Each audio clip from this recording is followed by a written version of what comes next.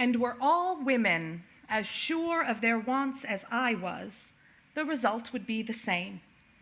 The difficulty is to get them to the point from which they shall naturally develop self-respect and learn self-help. I want to reframe Fuller's words just a little bit there. Develop self-respect, to me, reads a lot more like the inherent worth and dignity. Once women were able to learn their worth, then they would be inclined to work for their own betterment, as Fuller was granted many opportunities to. As I mentioned, Margaret Fuller is one of many Unitarian ancestors, a journalist, editor, and translator at a time when women were kept largely concerned with the ins and outs of household life. Fuller was a staunch women's rights activist. With a father who had encouraged her to be as intellectually astute as possible, it is no surprise that she sought the same for other women. And how thrilled she would have been just to see Reverend Olympia Brown preach, just once. Now, it's no secret that today's sermon is going to be historically focused, so I hope you all came appropriately caffeinated and with your thinking caps on. Olympia Brown is one of the women that is pictured in the slides that you're seeing, and I am excited to introduce, or perhaps for some of you reintroduce, all of you to the women who are pretty important to our Unitarian Universalist history. Now, this is just 3 of a large number of them. But these women aren't just important to us as Unitarian Universalists, but to people who have sought and continue to seek liberation for all. These women that we are lucky enough to be theologically connected to are remarkable women who helped change the world. The fight for women's suffrage in America was a long one, spanning well over 50 years and multiple generations. Power is something that is not often granted to the people who don't have it. We know that that's unfortunately not the nature of being in a position of power. As we've seen over the centuries, if someone wants power, they must demand it. And such was the case for women's rights, and in our case today, the right to vote. The phrase, if you want something done right, do it yourself, is pretty much what comes to mind when I think of this struggle. And the 3 women that I'm going to discuss today did exactly that. And I'll start with Miss Brown. In part, I'm a little partial to her. The oldest of 4 children, religion and education were critical to her upbringing, and something of the kindling to the fire of her journey towards ministry. Her first attempts at higher education as a woman were less than stellar. At both Mount Holyoke Female Seminary and Antioch College, the overarching idea was that women were less capable in just about every way than men. And that idea dogged her heels regularly, but every time it did, she met the challenge head on, working diligently and perhaps a little bit defiantly to reach the standards that were required of men and far exceeded the expectations of women. After many attempts and almost as many rejections, Brown was eventually accepted into the Theological School of St. Lawrence, one of 3 Universalist seminaries. Now, it was very clear to her that the president did not believe that women had any place at all in ministry. And that was shared by not just the president, but students, teachers, and the wives of some of the teachers as well. Still in all, she graduated in 1863, the first woman ever to do so from a respected seminary. Despite the Universalist Association president themselves thinking that women were ill-suited to ministry, she was officially ordained with denominational support in that same year. That's important because she was not the first female minister. Antoinette Brown Blackwell had been ordained 10 years prior without denominational support.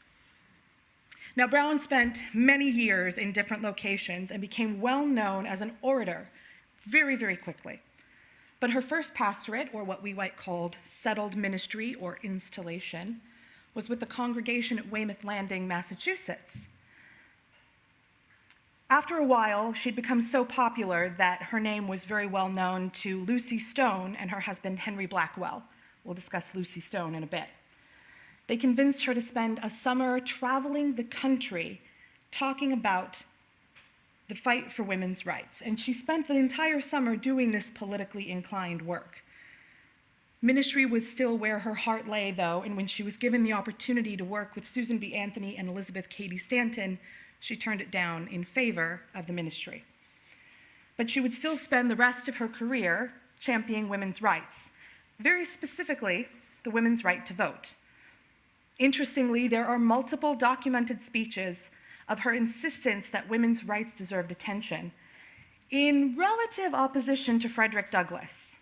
Now, while Douglass maintained the importance of women's rights, he did see them as secondary to the need of Black men's safety, proclaiming that women would always be protected by their family members in power, and no such protection would be afforded to Black men. The speeches in opposition of each other were seldom polite. She was integral to a number of local and national women's suffrage groups, including being offered the chance to work alongside Anthony and Cady Stanton, as well as serving as the president for the Federal Suffrage Association from 1903 to 1920, and she would go on to march in favor of ratifying the 19th Amendment at 85 years old. The specificity of Brown's right to vote is important when we consider Lucy Stone, abolitionist and nationally known suffragette. One of 9 children born into a farming family, and according to her family, clearly brighter than all of her brothers. Stone was frustrated by the opportunities that were not afforded to women, particularly in terms of the encouragement towards education. She was a teacher for a spell and attended Mount Holyoke as well as Oberlin College. And much like Brown, she faced obstacles to her path to education every time she turned around, including being barred opportunities to speak. Despite all of that, she graduated in 1847, the first woman in the state of Massachusetts to hold a degree. Even still, professional opportunities were few and far between, but she was offered a position with William Lloyd Garrison and his American Anti-Slavery Society. She'd had a zeal for abolition work since a child from her father, and she was well suited to the field work he demanded of her. Now, despite records of Miss Stone being heckled, as many politically active women were, and even being attacked by a mob, she was wildly popular as a speaker and often out-earned her male counterparts. By 1850, she had organized the Women's Rights Convention, which included international acclaim for her speeches at the event, and she spent the next 5 years on the lecture circuit. After many, many attempts by Henry Blackwell, who's the brother of America's first and second female physicians, Elizabeth and Emily Blackwell, Miss Stone agreed to marry him. She was the first American woman who decided to keep her name and the clear ideals of her right to live her life as she chose. It was a very egalitarian relationship that bore their daughter, Alice Stone Blackwell, who would later join their mother's cause. Stone continued to fight throughout the rest of her life, championing the vote and being quite thrilled when the 14th Amendment, which was Black men's right to vote, was ratified. It was a more moderate position that she and the American Women's Suffrage Association held, which was quite in opposition of Susan B. Anthony and Elizabeth Cady Stanton. The National Women's Suffrage Association aimed for equality for women in all aspects of life. Indeed, the opposition of viewpoints was what led to the splinter of the suffrage movement, with Stone seeking universal voting and the others seeking full equality for women. The split would last for more than 20 years. Which brings us to Alice Stone Blackwell, the only surviving child of her parents.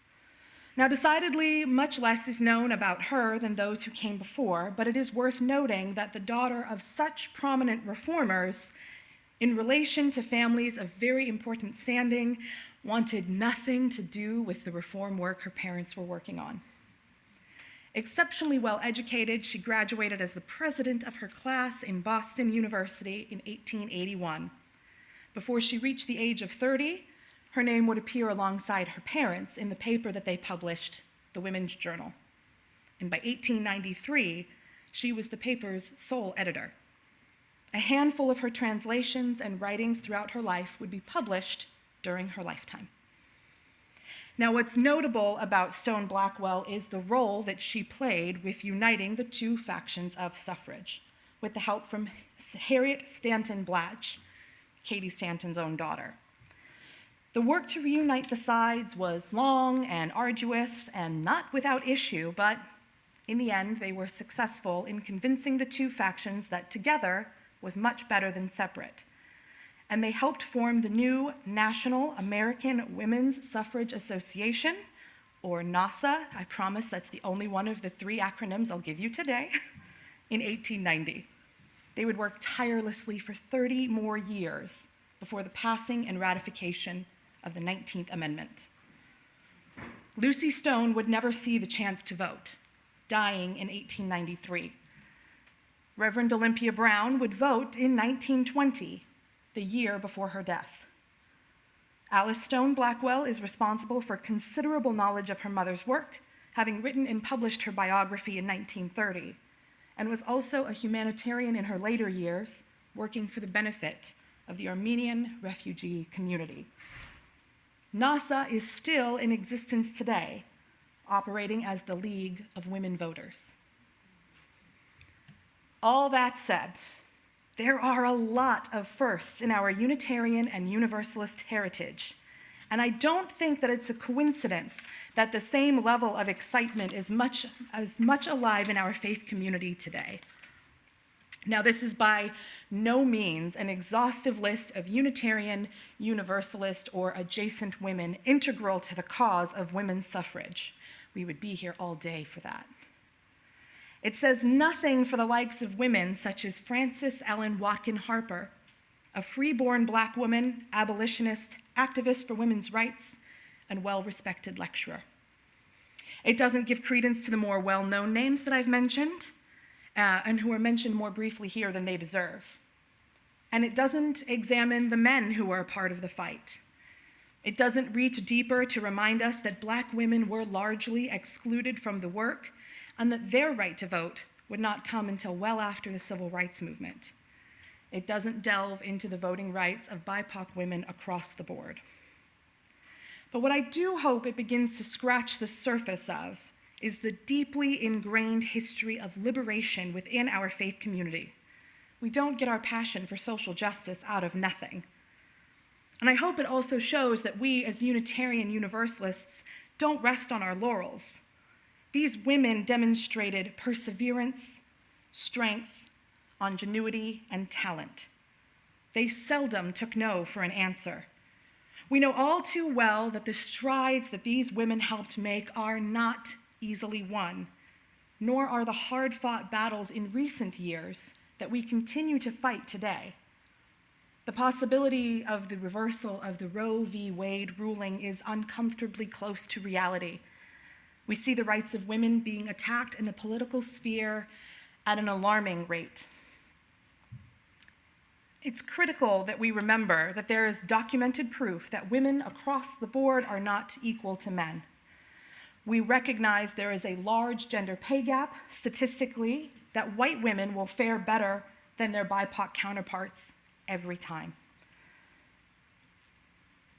Black, Latina, and Indigenous women are exponentially more likely to work lower-paying service jobs than white women and Asian women.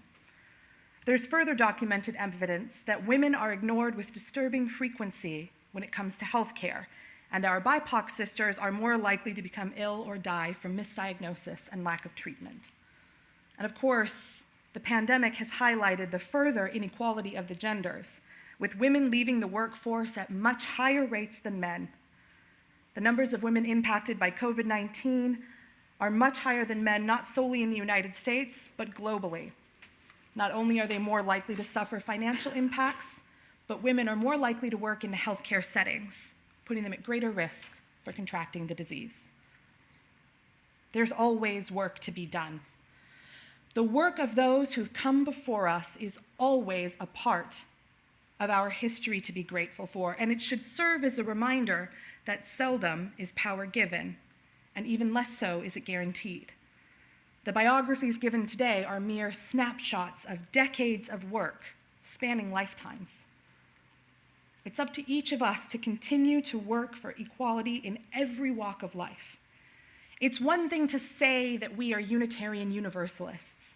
It's another thing entirely to show up as that in the world. The sermon is deliberately less spiritually inclined because living out our social justice work is a practical representation of the faith that we profess. The deep spiritual work always has a place, but so does our history, far more than I can include here. But it's always worth remembering where we've been so that we can see clearly where we need to go next. Amen.